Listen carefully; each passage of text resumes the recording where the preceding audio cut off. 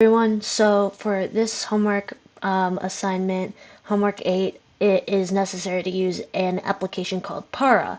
But it's pretty confusing how to download Para, where to find it, and the specifications on how to use it, especially for question 2 in this homework.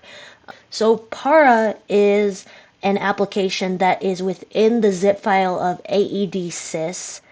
AEDSys can be found on the AIAA website under the supplementary material information, which I have shown in a previous video for downloading gas tab, but I'll just show it real quick anyways again. So AIAA and then the name of the textbook, Elements of Propulsion, supplementary materials, and you're going to download this. And I've already downloaded it. It's a huge file. I'm not going to do that again, but let's go to my files.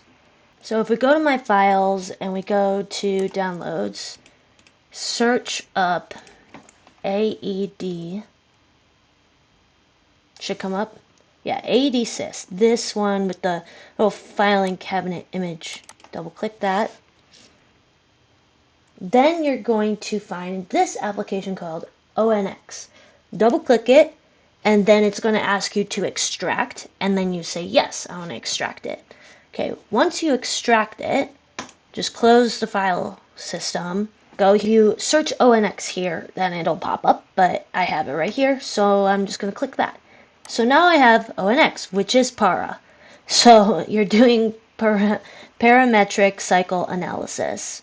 And this problem, let's look at it, is for number 2, a turboprop. And so let's select turboprop on Para. And I think I've closed it. Okay, turboprop. Now, the thing that we're trying to find the range for is the compressor pressure ratio. So we're going to keep that selected. We want to be in SI units. And then in order to change the inputs, we have to press view data. Then, now we can change all of the inputs. So Mach number, for example, in this problem is 0.6. And then altitude isn't given in this problem, but temperature is. The static temperature, 250 degrees Kelvin. So in Para, if you enter an altitude, the temperature and pressure change automatically. So we want to change the altitude to match the total temperature that we want. So now we're pretty close, but we want to get even closer. The values are very sensitive, and we want to make sure that all our inputs are as accurate as we can get it. So let's increase this just a bit. See what happens. Okay, it decreased. That's good. Let's increase it a little bit more. Increase it just a little more. Go up to 60. Okay, now we have 1, 0. Let's get it to 2 decimal points of accuracy.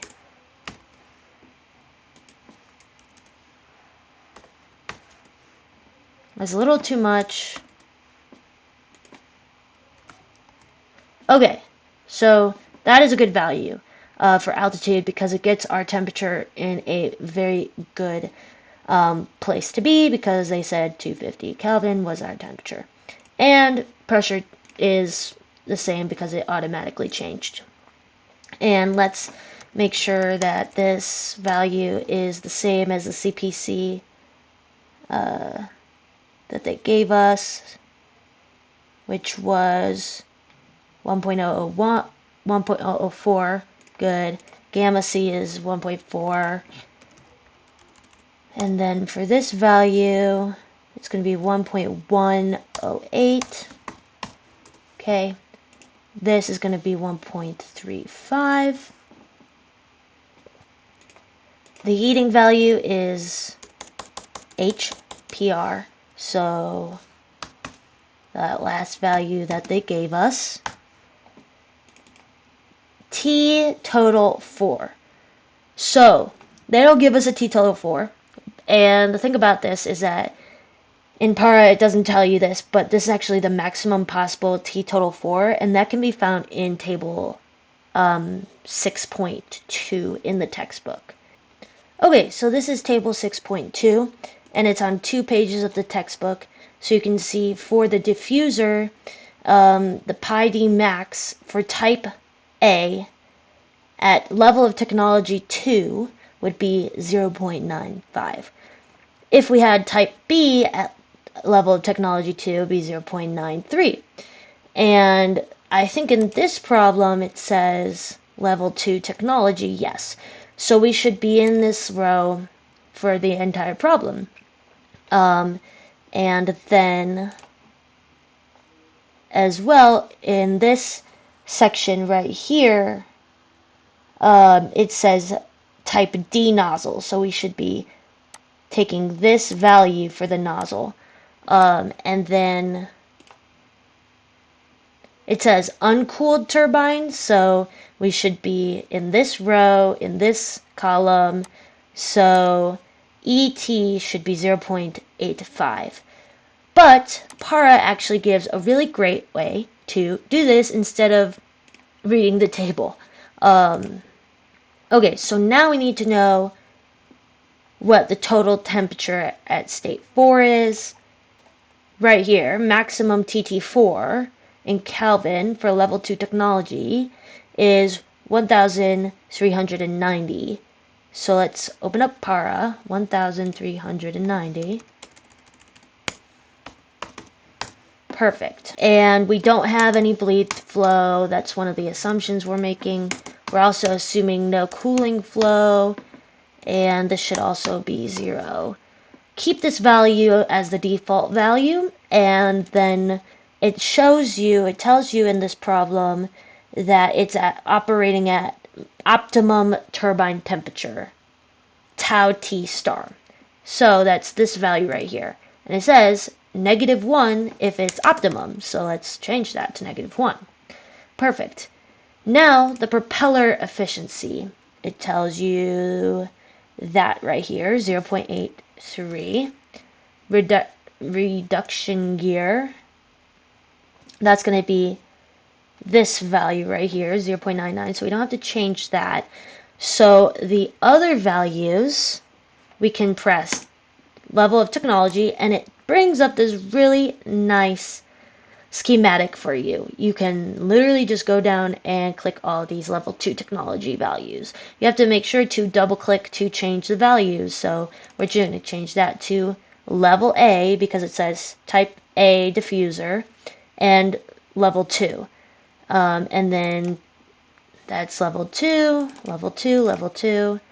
And then also this is uncooled, so we're going to do the top one, uncooled again.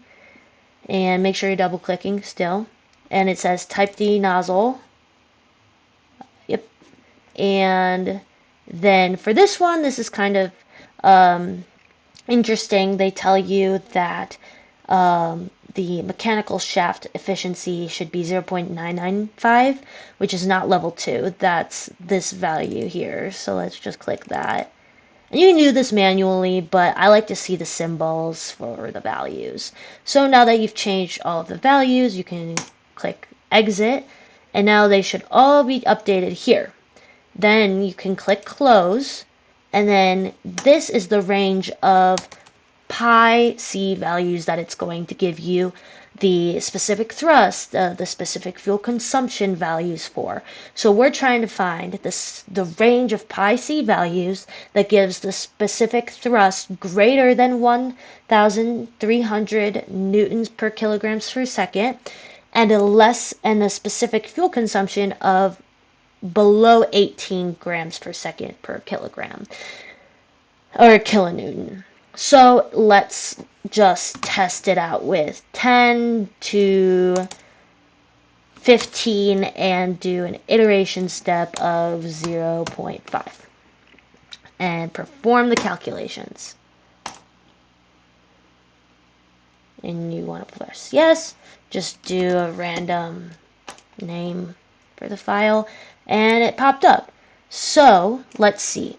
These are all our inputs that we put in, and these are the results. So these are the pi c values that we're trying to find the range for.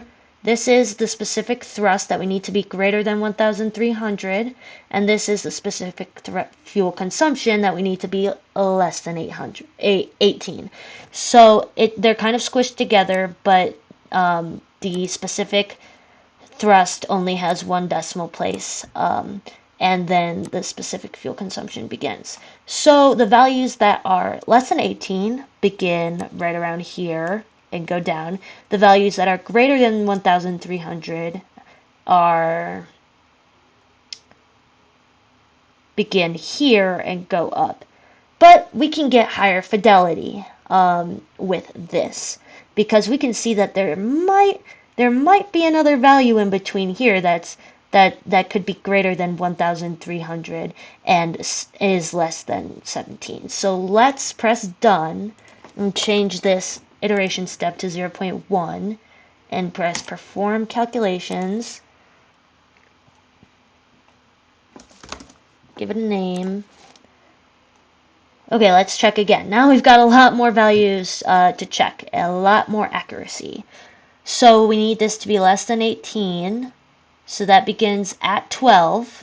So we know that at least our range is from 12 to something.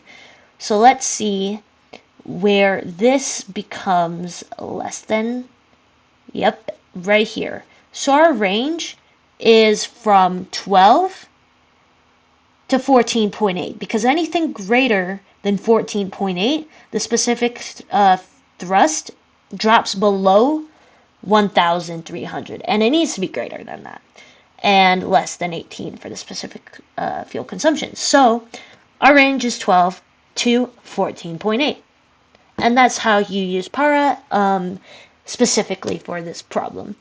Para is a really great way to just do all those hand calculations very fast for multiple values of like a dependent variable, an independent variable, I mean. So it's very handy for design problems, because when you're doing everything by hand, it's going to take a long time, but for design problems and in the real world, you want to see how all these flight parameters and design parameters change based on independent variables. So yeah, that's how you do number 2.